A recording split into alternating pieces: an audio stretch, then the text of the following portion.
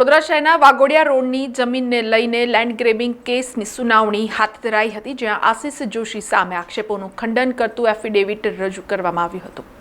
વડોદરા શહેરના વાઘોડિયા રોડ કલાદર્શન 4 રસ્તા પાસે મોજે દંતેશ્વર TP3ના ફાઇનલ પ્લોટ નંબર 381 વાળી જમીન છે, જેનું ક્ષેત્રફળ 1134 ચોરસ મીટર છે। આ જમીન સરકારી હોવાનું અને તેના પર દબાણો ઊભા કરી દેવાયેલા હોવાની જાણ થતાં જિલ્લા કલેક્ટરના તંત્રના ધ્યાને આવ્યું હતું, જેથી the Gujarat land grabbing act 2020 હેઠળ આશિષ જોશી સહિત 20 સામે લેન્ડ ગ્રેબિંગના 5 કેસમાં ફરિયાદ કરવાનો નિર્ણય લેવાયો હતો। ગત શનિવારના રોજ જિલ્લા કલેક્ટરના અધ્યક્ષ સ્થાને લેન્ડ ગ્રેબિંગ કમિટીની બેઠક મળી હતી, જે બેઠકમાં 100 કેસો પર ચર્ચા વિચારણા કરવામાં આવી હતી, જે પૈકી ડભોઈ અને વાઘોડિયા ખાતેની ખાનગી જમીન પર થયેલા લેન્ડ ગ્રેબિંગને લઈને ઊંડાણપૂર્વકની ચર્ચાના અંતે તે 5 કેસોમાં લેન્ડ ગ્રેબિંગની ફરિયાદ દાખલ કરવાનો નિર્ણય કમિટીમાં લેવાયો હતો તેવું જાણવા મળ્યું હતું અને દબાણકારોને નોટિસ અપાઈ હતી, જેમાં સુનાવણી યોજાઈ હતી, જેમાં 20 પૈકી 11 દબાણકારોને સુનાવણીમાં હાજર રહેવાની જરૂર નથી તેમ જણાવાયું હતું, જ્યારે આશિષ જોશી સહિત 9 દબાણકારોને કરેલા દબાણો સંદર્ભે સુનાવણી હાથ ધરાઈ હતી।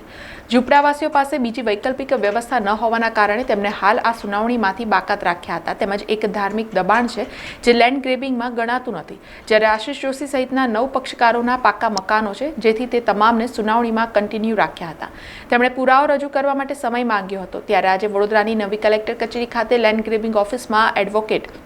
હિતેશ ગુપ્તાએ કાઉન્સિલર આશિષ જોશી સામે થયેલા આક્ષેપોને ખંડન કરતું સોગંદનામું રજૂ કર્યું હતું। આશિષ જોશીને સસ્પેન્ડ કરવામાં આવ્યા અને સસ્પેન્ડ કર્યા પછી એકાએક આ વિવાદ આખો જે ઊભો થયો છે, એટલે કંઈક ને કંઈક રીતે ટાર્ગેટ કરવા માટે જ આ વસ્તુ થઈ રહી હતી। પરંતુ સોગંદનામાથી એ બી જાહેર કરી દીધું છે કે જે ઝૂંપડાઓ જે છે એ 6 દશકો કરતાં વધારે સમયના ઝૂંપડા છે અને આશિષ જોશીનું એક પણ ઝૂંપડું ત્યાં નથી। એટલે આશિષ જોશી ઉપર જે જમીન પચાવી પાડવા બાબતના જે આક્ષેપોની વાત છે, સોગંદનામું કરીને જાહેર કર્યું છે કે જે કાયદાની લેન્ડ ગ્રેબિંગ એક્ટનો જે કાયદો છે જે 2020માં આવ્યો, એની કાયદાની જે જોગવાઈઓ છે એ જોગવાઈઓ વંચાણે લેવામાં આવે તો આ ખુલ્લી જગ્યા છે જેની ઉપર કોઈપણ પ્રકારનું કોઈ બાંધકામ નથી, એટલે લેન્ડ ગ્રેબિંગ એક્ટ હેઠળ કોઈપણ પ્રકારનો ગુનો આશિષ જોશીએ કરેલો છે એવું બિલકુલ માની શકાય નહીં। અને સાથે સાથે અમે એ બાબતે પણ ધ્યાન દોર્યું છે કે આ જે જગ્યા છે, આ જગ્યા ઉપર કેટલાક સરકારી કર્મચારી જે ત્યાં દબાણ કરીને પાકું મકાન બનાવીને પણ ત્યાં રહી રહ્યા છે, વધારાનું બાંધકામ કરીને ત્યાં રહી રહ્યા છે, એમને સરકાર કે કલેક્ટર કચેરીએથી કોઈપણ પ્રકારની કોઈ નોટિસ નથી આપવામાં આવી અને જેનું કન્સ્ટ્રક્શન છે, જગ્યા ઉપર દબાણ છે, હાલ પણ દબાણ છે,